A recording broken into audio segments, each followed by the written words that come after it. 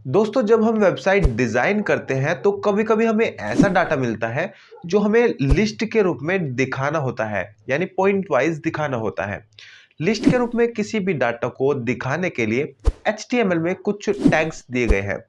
आज की वीडियो में हम लिस्ट के बारे में जानने वाले हैं और लिस्ट बनाने के लिए जो टैग्स यूज किए जाते हैं उनके बारे में भी जानने वाले हैं। नमस्कार दोस्तों, मेरा नाम है शिव सागर और आप देख रहे हैं शिव टेक यूट्यूब चैनल। दोस्तों, हमने वेब डिजाइन से रिलेटेड एक सीरीज चलाई हुई है और ये वीडियो उसी सीरीज का पार्ट है। अगर आपने हमारी पहली वीडियोस नहीं देखी है तो डिस्क्रिप्शन में दिए गए लिंक पर क्लिक करके वो देख सकते हैं। तो चलिए बिना टाइम गए अपनी वीडियो को स्टार्ट करते हैं और चलते हैं कंप्यूटर स्क्रीन पर। दोस्तों, अभी हम आ चुके हैं अपनी कंप्यूटर स्क्रीन पर और सबसे पहला हमारा टॉपिक लिस्ट है। लिस्ट क्या होती है? डाटा को अगर हमें लिस्टेड दिखाना है, क्रमबद्ध दिखाना है, तो उस टाइम पे लिस्ट प्रयोग की जाती है, लिस्ट का प्रयोग किया जाता है। एचटीएमएल में लिस्ट तीन प्रकार की होती है। पहला है ऑर्डर लिस्ट, दूसरा अनऑर्डर्ड लिस्ट और तीसरा है डेफिनेशन लिस्ट। सबसे पहले हम बात करेंगे ऑर्डर्ड लिस्ट के बारे में। अगर आपको अपना डाटा नंबर्ड फॉर्म में दिखाना है, अगर आपको नंबर्ड लिस्ट बनानी है यानी नंबर वाली लिस्ट बनानी है, तब आप OL टैग का प्रयोग करते हैं और ये ऑर्डर्ड लिस्ट कहलाती है। लिस्ट का डाटा दिखाने के लिए LI टैग का प्रयोग किया जाता है और जो LI टैग है वो एक एम्प्टी टैग है, यानी इसे बंद करने की जरूरत नहीं होती। तो चलिए एक बार इसको प्रैक्टिकल करके देख लेते हैं और नोटपैड को ओपन करते हैं। अपने डेस्कटॉप से नोटपैड को ओपन करते हैं और कोडिंग करते हैं। सबसे पहले हम स्ट्रक्चर को कॉपी कर लेते हैं। जो ये सिंपल स्ट्रक्चर है इसको कॉपी करते हैं और नया पेज लेकर यहाँ पे पेस्ट कर लेते हैं।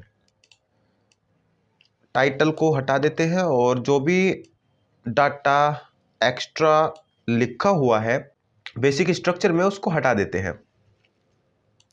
ये बेसिक स्ट्रक्चर बच गया है केवल। अब इसको हम सेव करते हैं Ctrl+S की का यूज करके और इसका नाम हम रखेंगे list.html और डेस्कटॉप पर जो हमने फोल्डर बनाया हुआ है वेब डिजाइन के नाम का, हम उसमें इसको सेव कर देते हैं और सेव हो चुका है। अब हम यूज करेंगे नंबर्ड लिस्ट। हम नंबर्ड लिस्ट बनाने के लिए OL टैग का यूज करते हैं। जो नंबर्ड लिस्ट है OL टैग के अंदर हम बना सकते हैं। हमें OL टैग लगा लेना है। OL की फुल फॉर्म होती है ऑर्डर्ड लिस्ट, ये होती है ऑर्डर्ड लिस्ट। अब हम यहाँ पे ऑर्डर लिस्ट बनाने जा रहे हैं। अब ऑर्डर लिस्ट का जो डाटा है वो LI टैग के बाद हमें लिखना होता है।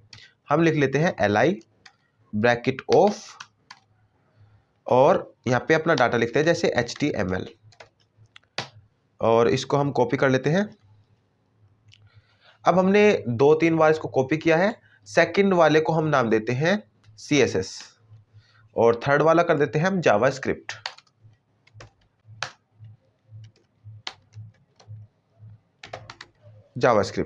तो हमने 3 डाटा लिख लिए हैं ऑर्डर्ड लिस्ट के अंदर। अब इसको हम सेव करके अपने ब्राउजर को ओपन करके देखेंगे कैसा ये दिखाई दे रहा है।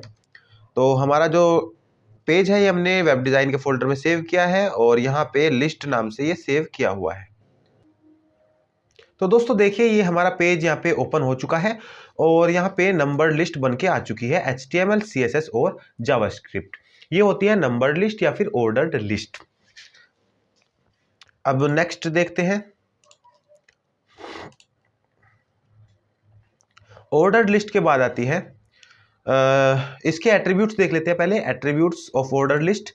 ऑर्डर लिस्ट में सबसे पहले है टाइप एट्रीब्यूट का यूज करके हम ऑर्डर लिस्ट के टाइप को बदल सकते हैं। जैसे अभी टाइप आ रहा है 1 2 3 4, इस तरह से हमारे जो लिस्ट के आइटम्स है वो दिखाई दे रहे हैं। अगर हम चाहते हैं फर्स्ट सेकंड से दिखाई दे या फिर स्मॉल अल्फाबेट ABC से दिखाई दे या फिर कैपिटल ABC से दिखाई दे, तो वो हम टाइप का यूज करके बदल सकते हैं। तो एक बार इसको कर लेते हैं प्रैक्टिकल में। यहाँ पे हमें ऑर्डर लिस्ट में एट्रीब्यूट लगाना है टाइप और टाइप के बाद हमें लिखना है जैसा भी हम चाहते हैं। हम मान लिया रोमन अंक चाहते हैं अपनी लिस्ट में, हम I लिखेंगे, इसको सेव करेंगे और अपने ब्राउजर पे आएंगे और रिफ्रेश कर देंगे। तो रिफ्रेश करते ही देखते हैं, ये देखिए यहाँ पे रोमन अंक में हमारा जो डाटा है वो दिखाई दे रहा है। एक बार हम यहाँ पे इसको ए कर देते हैं, सेव करते हैं, यहाँ पे रिफ्रेश करते हैं तो ये ABC से हमें डाटा दिखाई देगा। तो ये होता है टाइप एट्रीब्यूट, लिस्ट के टाइप को बदलने के लिए इसका यूज होता है। उसके बाद हम दूसरा एट्रीब्यूट देखते हैं जो है स्टार्ट एट्रीब्यूट। स्टार्ट एट्रीब्यूट का यूज होता है स्टार्टिंग नंबर देने के लिए।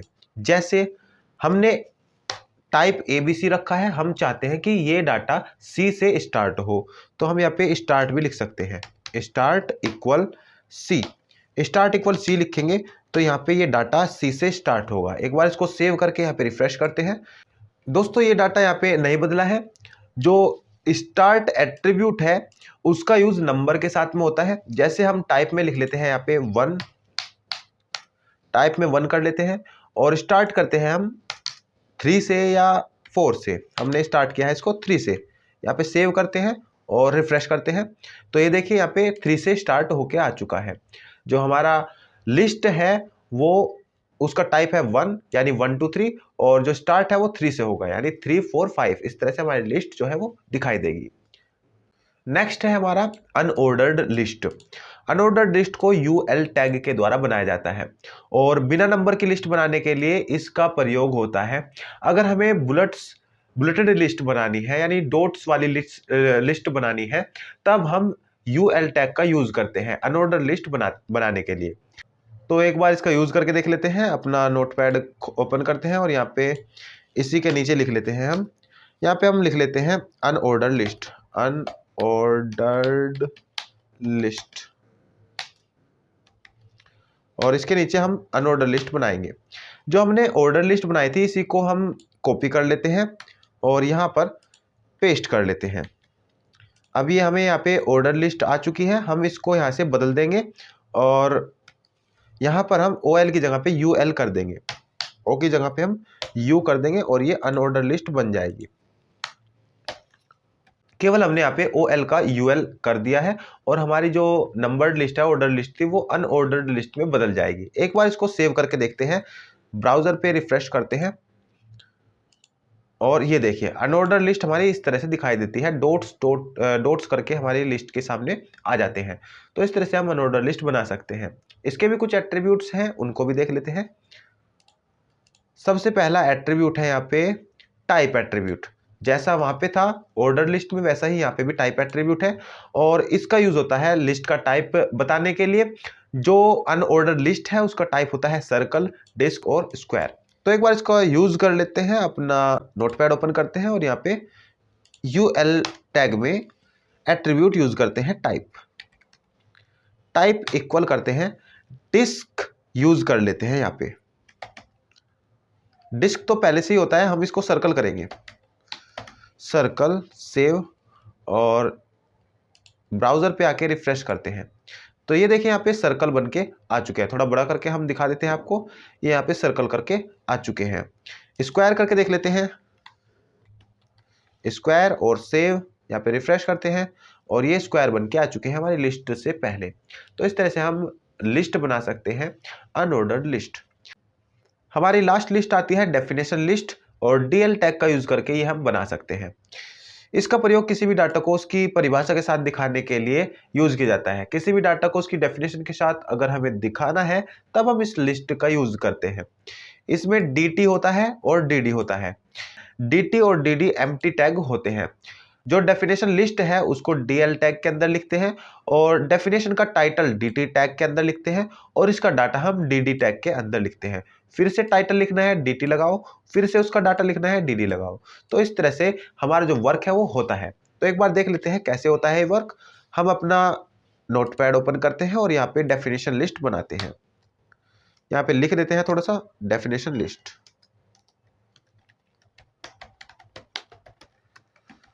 डेफिनेशन लिस्ट लिखने के बाद हम यहाँ पे नीचे डेफिनेशन लिस्ट बनाएंगे। डेफिनेशन लिस्ट बनाने के लिए हम यूज करेंगे DL टैग का। DL टैग लगाने के बाद हम इसका जो डाटा है पहले इसको क्लोज कर देते हैं। अब इसका डेफिनेशन का जो टाइटल है वो और डेफिनेशन का डाटा हम लिखेंगे। सबसे पहले टाइटल जो होता है वो लिखते हैं, डेफिनेशन टाइटल हमने लिखा है HTML। उसके बाद इसका डाटा लिख लेते हैं, डेफिनेशन डाटा dd से। dd में हम लिखते हैं HTML। HTML is a hyper text markup language. हमने लिख लिया है डेफिनेशन डाटा। अब हम लिखेंगे फिर से एक टाइटल dt करके, यहाँ पे लिख लेते हैं CSS, और यहाँ पे इसका डाटा लिख लेते हैं dd करके, और इसमें लिख लेते हैं CSS is cascading style sheet.